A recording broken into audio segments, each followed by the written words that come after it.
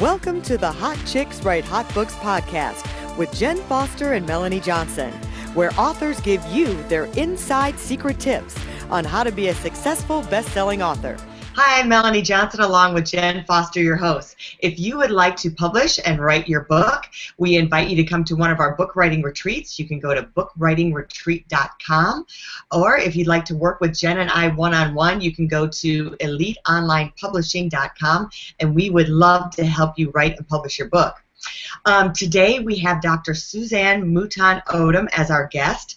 She is going to tell us about her expertise, which is working with people with OCD and with hair pulling and skin picking, which is a really hot topic. She has written 2 books, and she has another one on the way. So we're going to discuss how she went about writing her books and researching and what she did and how she marketed them. And then she's really going to dive into the issues of OCD and hair pulling and skin picking. So I hope you're ready, and here we go. Welcome, Dr. Suzanne. So nice to have you today. Welcome. Thank you. Great to be here. So tell us a little bit about your background and why you decided to specialize in this. Well, I'm a licensed psychologist in Houston, Texas. I'm in private practice, and probably about 20 years ago, I got interested in treating OCD and hair pulling and skin picking. And probably the reason why those particular areas of interest were important to me was because people actually get better. The treatment is evidence-based and it works. And so it's really not only helpful to the patient, but it's helpful for me to be able to see people actually get better. And why did you decide to write a book? Well, I think that the hair pulling book, which is actually geared toward parents, we wrote because I felt like we kept saying the same things over and over to parents. And now it just makes it so much easier to say, hey, we have this book, why don't you read this between now and next session, and then we can talk about it. And it kind of gives them sort of a historical understanding, a conceptual understanding, and helps them to develop some empathy for their child. So it's just real helpful to give a lot of information to parents and to help normalize and help them develop compassion for their child without me having to spend hours and hours doing that. Well, I love that too, because you took something that you're saying over and over and over again, and you're making it easier on yourself and better for your clients so that they can read it and get all the information they need so they're ready for the next appointment. So I love that. Well, that's the hope anyway. Mm-hmm. Yeah, that's a great tip for anyone who's in a business to take those questions that they're getting all the time and compile that and make a book out of it. So that was really smart. Plus, you get to share it with other people who maybe are not your clients or couldn't be your clients, but you have a worldwide audience now to give those to them. Right. You had mentioned that you co-author your book, and tell us the process of that and how you like that versus maybe doing it by yourself. Sure. So I sit on the Scientific Advisory Board for the Trichotillomania Learning Center, which is an organization that benefits people with both hair pulling and skin picking disorders. And a colleague of mine, Ruth Gollum, who is in Silver Spring, Maryland, and I thought of this idea to write a book for parents. Each year we give a talk to parents at the national convention, but we thought, let's take our ideas and write them down and actually, you know, as you said, give this to a worldwide audience. And so it was kind of an iterative process. I'd write a chapter, send it to her, she'd edit, send it back while I'm working on chapter 2. And it just kind of flowed and sort of molded into a book in about a year's time. And so it was a nice, collaborative, supportive process. We work very well together. And the book that I'm working on right now is also with this same co-author. And it's I don't know that that is a process that one could do with everyone, but she and I work really well together and are able to give feedback in a way that nobody gets their feelings hurt, and it can be heard, and I think we have a better product for it. That's excellent. It's always good when you have someone that you work well together with, and for you to co-author a book is a great, great idea. I've co-authored books, and it works really well. You can just bounce stuff back and forth and get the right book done. It's good. How do you think, because you're both doing this, so she's getting to use it for her business as well as you are, how do you think it's helped your business, writing a book? I think it lends credibility anytime you've written a book and that's your area of expertise and it's also what you're treating to that particular patient or the parent of the patient. I just think it kind of steps you up in terms of level of authority and, wow, this person must really know what she's talking about. These books are clinically based in that we've worked with thousands of people with these disorders, but they're also evidence-based and really draw upon the research and what we know works with people with these conditions. And so I think on every level it just helps not only my private practice, but also establishes me as more of a worldwide sort of authority on these issues. That's so true. Now, you say you speak, so do you use your books while you're speaking, and or has the book helped you get speaking engagements? Both. I speak anyway, both at the Trichotillomania Learning Center National Conference, but also at other conferences around the world. And I always bring my books with me to just sort of put a plug in, and if you're interested, buy the book. But also I think, again, it lends credibility, and if people want to walk away with just a little more information or more in-depth knowledge of the topic, they can certainly do that. That's awesome. Now, I'm going to go bounce back to when you're writing. So what is your writing style? Like, how do you come up? You've got the chapters, you've got the information in your head. How is there a certain time of day that you like to do it? Do you like to record yourself? What is your style of getting the content out? Well, I think what works best for me is to start with an outline of the book. You know, we have the overall concept, but then we go chapter by chapter and we write chapter 1, you know, the title or working title, and then we flesh out an outline of each chapter. And so as the ideas get sort of put together and the outlines get formulated, we figure out which information is going to go in which chapter, if we're using case studies, where we would plug those in, and to make sure that all the information that we want to cover is going to get covered in the book. And at the end of that process, really the book's almost written itself. It's just sort of filling in the blanks and fleshing out the different sections, and that's when it gets to the really fun part. I think the beginning part in building the outline of all the chapters and sort of writing those paragraphs is probably the most important, but maybe the most difficult piece. As far as when I write, I love to write early in the morning. I get up super, super early. I won't even tell you what time. It's quiet in my house, and I'm not at risk for getting disturbed by anyone. I also love to write on airplanes. I spend a lot of time on planes, going to different conferences, and just to have 3 or 4 hours on a plane without anybody talking to me is also nice. I love airplane time. That's like I get more accomplished in those 3 hours when I'm flying somewhere, I think, than any other time of the week or day. Airplane time is awesome. So true. Great tips. Really good. Finding that quiet spot and that quiet time that you can really put your head into the game and really focus on writing. Right. And I really need a chunk of time. I'm not one of those people that can just work for 10 minutes or 15 minutes at a time. I like to have at least an hour if I'm going to revise a chapter, revise a portion of a chapter. I find that I go back over and over and over again. And it's oftentimes after maybe not looking at a chapter for a month, and then go back and read it fresh so that I can, just put fresh eyes on it. And having thought about different ideas for the chapter, oftentimes I'll change a good portion of it or add a little more detail. And it's just helpful to come back after a few weeks. Yeah. So how long would you say it takes you and your partner, Sherry, to write a book? What has your timeline generally been, just to give people an idea? So for us both, all the books that I've written collaboratively have taken about a year to do the actual writing of the book. Now then there's editing, and then there's other coming up with cover design and those sorts of things, illustrations. But really, it's taken me about a year each time we've done this process. Mm-hmm. And about how long are your books? Yeah, good question. They're about 200 pages, so not super lengthy. Mm-hmm. Yeah, that's good. Well, 200 pages is about right. We've been told, and I've heard from many experts, that if your book is more than 250 pages, it's most likely not going to get read all the way through because people don't have time. And that's like self-help type books. I'm sure novels and that, you know, you're going to read all the way through because you want to know what's at the end. But for the self-help type books or the books that are going to teach us something, if they're too long, people don't read them all the way. So that's about a good average 200 pages is great. I think so.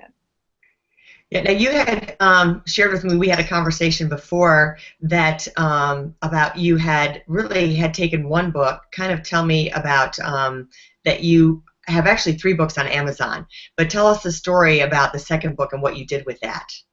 So the first book for parents of kids with trichotillomania who pull out their hair was called Stay Out of My Hair. And actually the name came from one of my clients who was in middle school at the time, and she looked at her mom during session once and just said at the top of her voice, "Stay out of my hair, Mom." And I said, "Oh my gosh, can I use that for the title of our book?" And I loved it. I thought it was great. My co-author loved it. We named the book that. And for about 3 or 4 years, we sold the book under that title, and it sold okay. But we got feedback from some parents that it was a little off-putting, and it kind of felt to them like we were saying, "Don't help me," or, you know, "I don't want to talk about it," and just out of my business, which is in fact a lot of what we were saying in the book. But what we decided is they didn't want to hear it in the title, and it was keeping them from reading it. And so when parents would read the book, they, "Oh my gosh, we love it. This is great content." So we thought maybe if we entitled it a little bit differently, we'd get more people's buy-in up front. So the iteration of the book is A Parent Guide to Hair Pulling Disorder, which is more of a boring title in my opinion, but anyway, it has sold actually a whole lot better, and so we're thinking it probably has to do with the title. Yeah, well, and one thing that you did with the new title is you put your keywords in your title, and that's really key for when someone is looking for hair pulling disorder books, because they're going to find your book because you have that name in the title. So exactly, that's great. Yeah, that was probably the major difference, and that's what we teach is, you know, you might fall in love with the title because you think it's catchy, but it doesn't really have keywords in it. It's not necessarily what your audience is going to be looking for when they're looking for that book.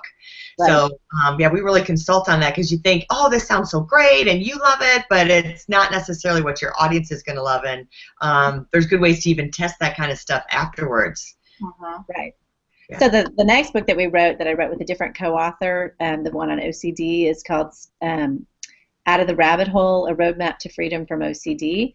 And we really took some of that information and put the keywords in the title, but also used sort of a catchy metaphor, out of the rabbit hole. And throughout the entire book, we use the Alice in Wonderland theme and standing up to your OCD and not listening to the Queen of Hearts. And the whole book is getting out of the rabbit hole.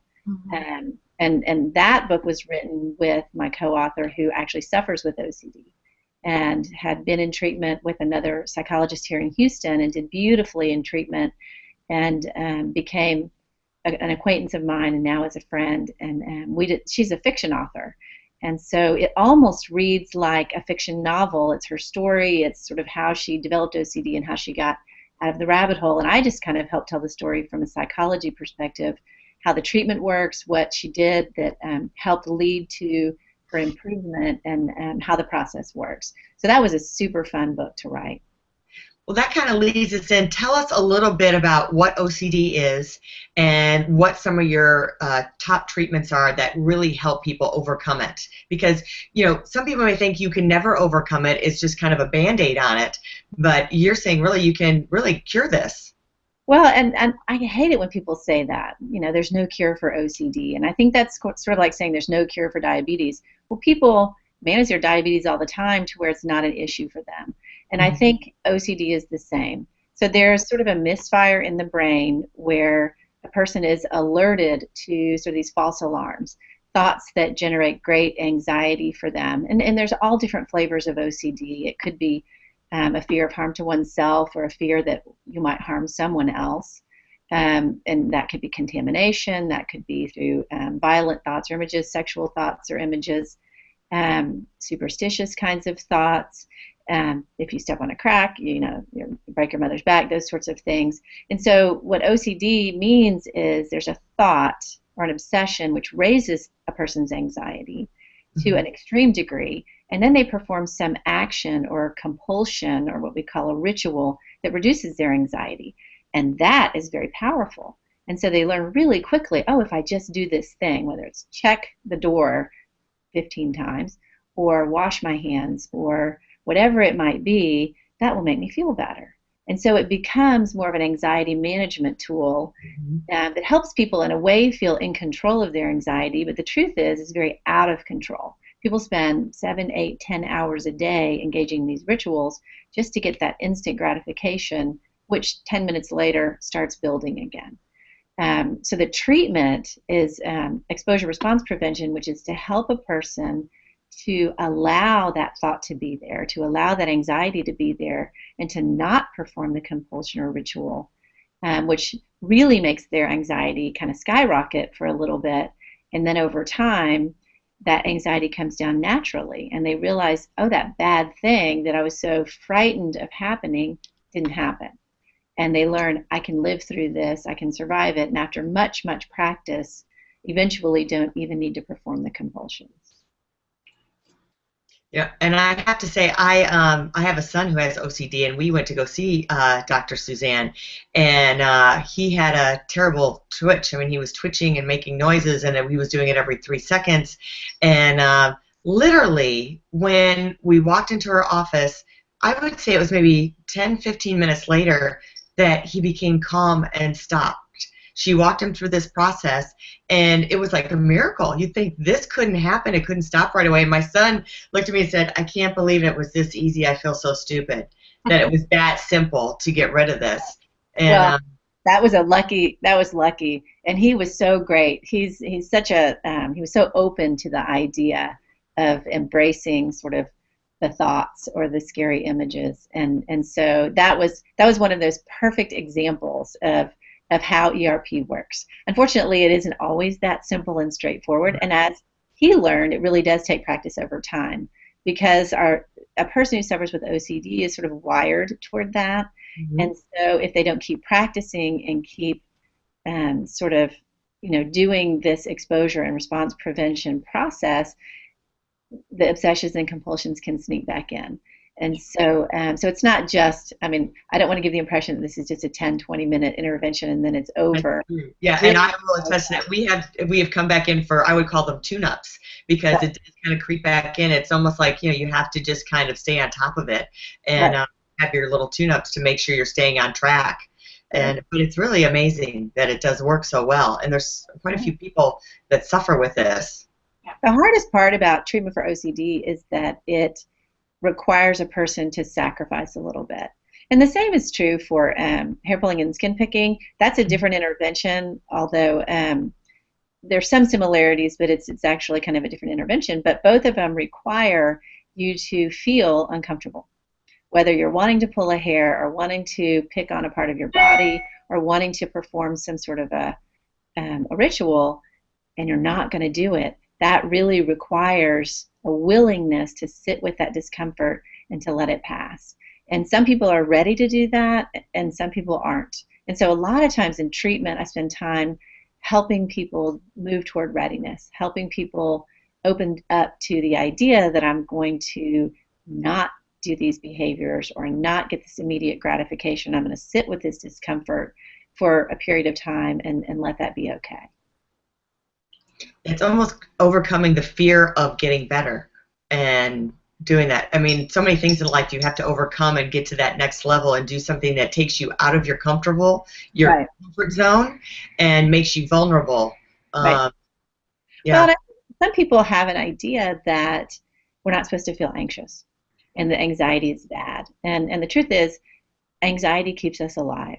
If the Mack truck is coming toward me and I don't jump out of the way and have that adrenaline rush, I'm not going to live very long.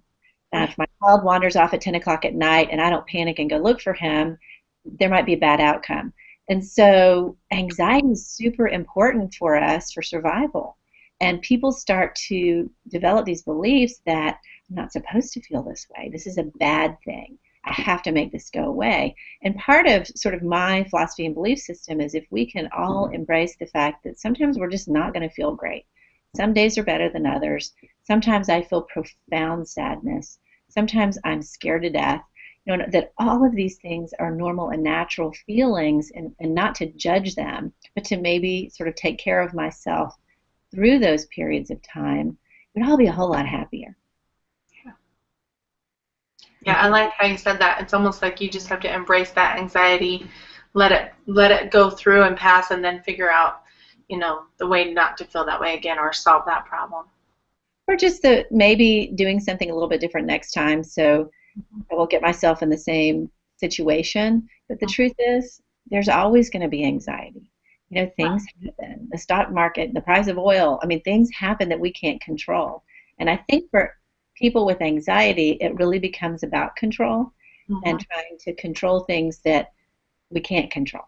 You know, truth, we're not able to control much. And we certainly can't control the world market and the price of oil and what's going on in all parts of the world.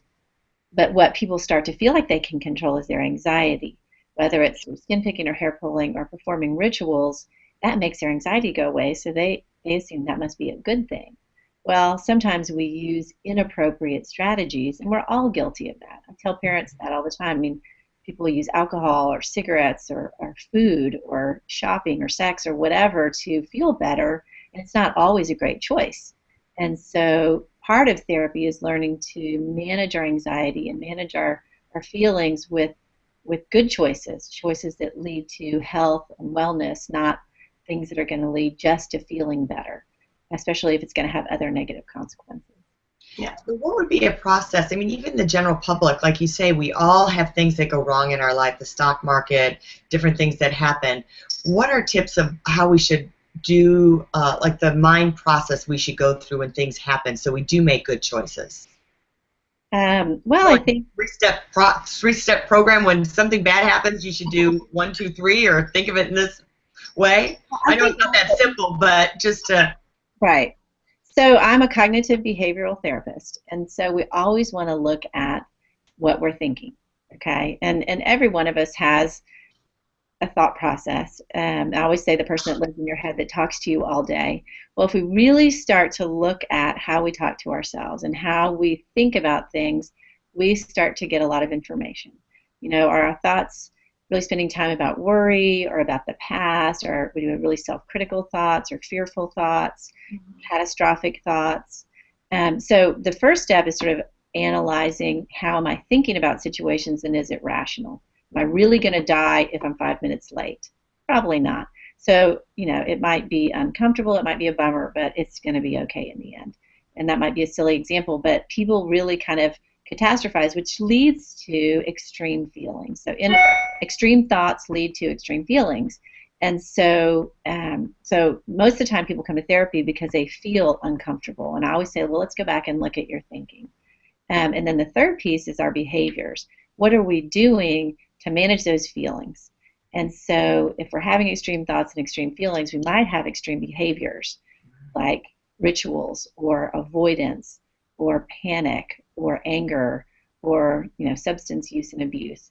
And so it all fits together at like a puzzle, but it all goes back oftentimes to how we think about situations. So I don't know if that answered your question. I hope it did. It really does. And I like it that you say you really have to start with analyzing your thoughts.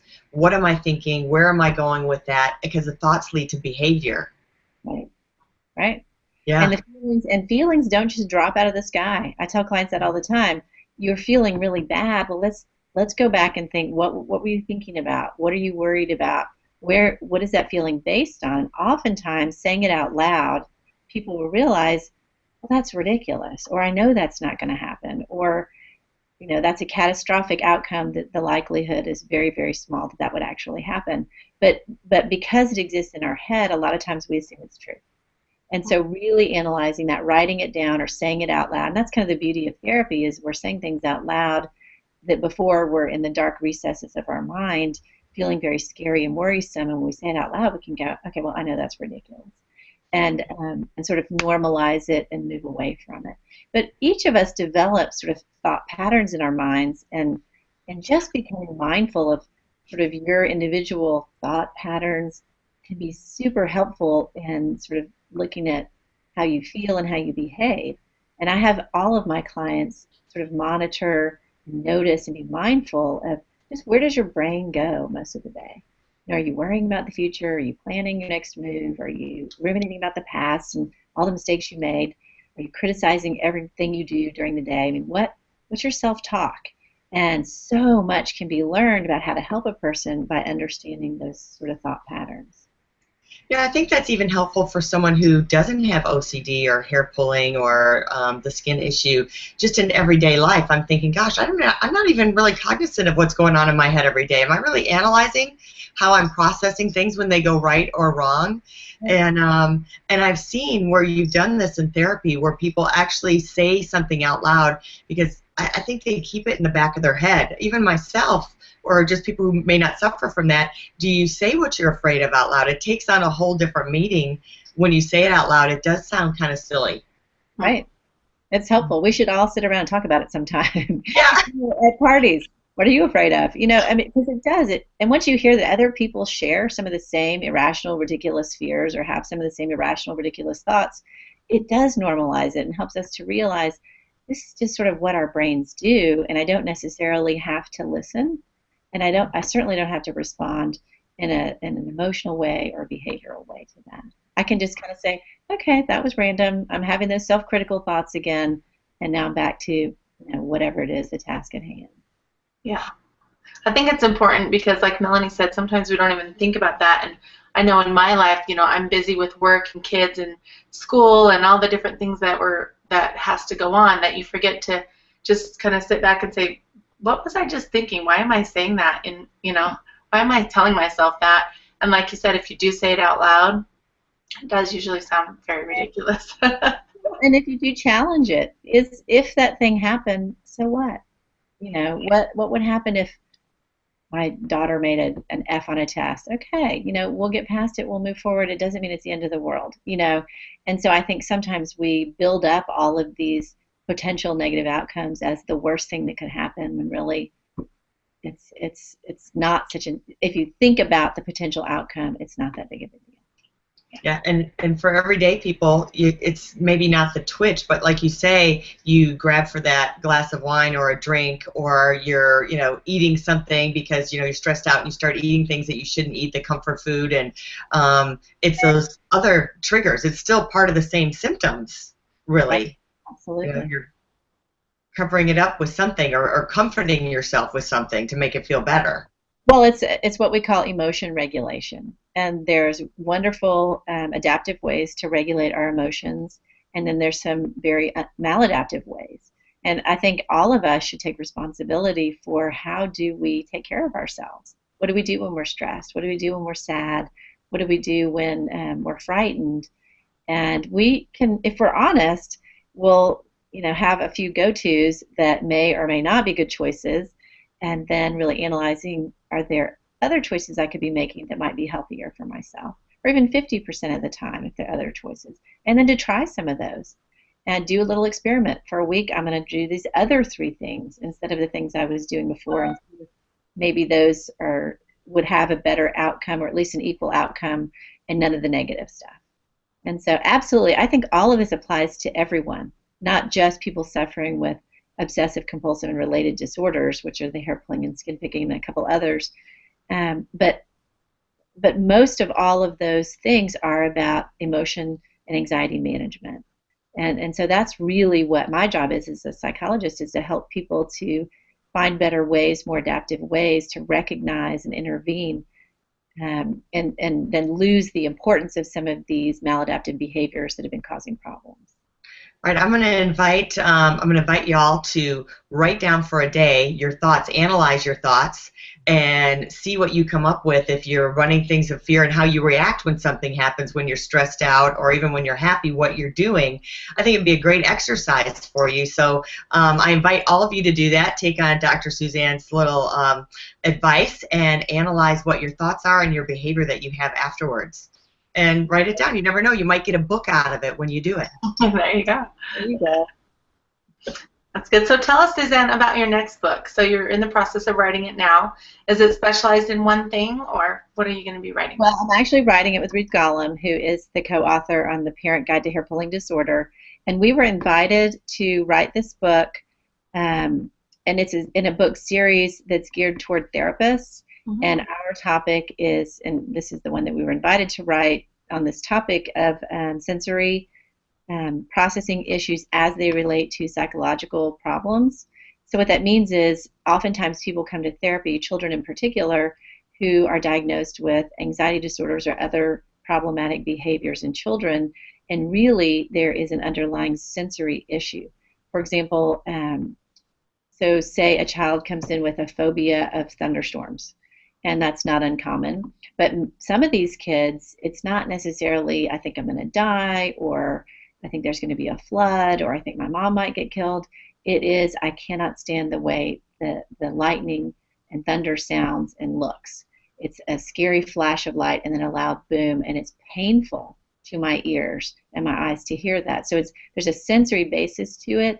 But what happens is in therapy, if it gets missed, people, the psychologist or therapist might go into exposure response prevention, which is, let's sit through the storms, let's look at the bright lights and hear the noise, which can actually exacerbate it.